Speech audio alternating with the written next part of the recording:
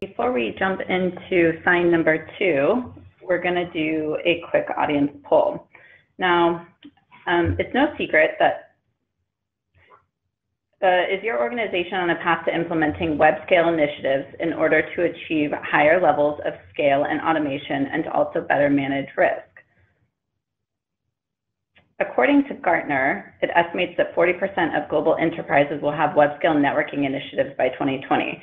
Gartner's Andrew Lerner states that the general consensus is that 99% of what hyperscalers do has no applicability in the mainstream data center due to their scale, the people or talent, or the corporate appetite to drive technology and information.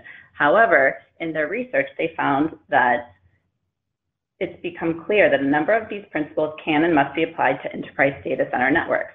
Let's take a look at the poll results. Is your organization on the path to implementing web-scale initiatives to achieve higher levels of scale, automation, and better manage risk? 75% of you said yes. All right, over to you, Prashant. Perfect. Looks like, cloud force is in the air. It is indeed. So let's sign 2 look at, sign 2 is really focused on core and pod architecture, core and pod architecture. What does that mean? It means that if we look at what we have today, which is really a multi-tier edge aggregation core architecture, there is a variety of complex protocols, layer 2, spanning tree, complex configurations, hard to troubleshoot, is the architecture today. And that is a very traditional approach that brings a ton of complexity. There's also predictability problem where conversation between a source and destination can have variety of paths, making it unpredictable in terms of latency and performance. And what the cloud giants have done is to really make this a very scale-out architecture. This is typical of cloud architectures. It has to be scale-out.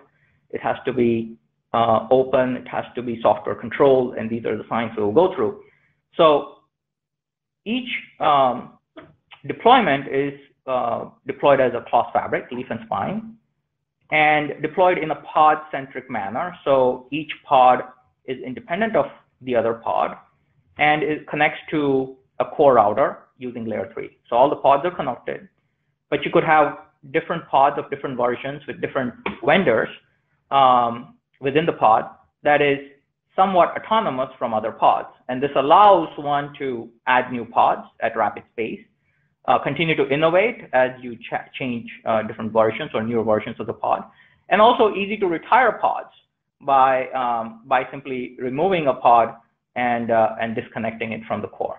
And so this has allowed data center operators, or cloud operators, I should say, bring in their brownfield data center environment, continue to bring innovation at a very rapid pace. And we have seen how they add applications and continue to innovate, leveraging such scale out and fungible infrastructure.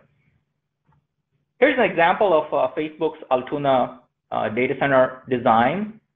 And there's a talk and a big blog on this from Facebook. And they've leveraged, as a unit of their deployment, a sample pod architecture, which has 48 leaf switches and 4 spine switches. And this gets built into a multi-tier BGP fabric for a very scale-out deployment in the data center. So pod-by-pod deployment brings tremendous value in modern data center. And this is a principle, or a cloud principle, that is very important to be brought into mainstream data centers. And Big Switch, for example, provides a cloth fabric. It's called Big Cloud Fabric, as I mentioned earlier. And it is deployed as a cloth fabric in a pod. And one can deploy multiple pods, one at a time, along with legacy infrastructure in a data center, and simply connect it to core router. So very easy to consume this cloud-inspired technology today and modernize the data center.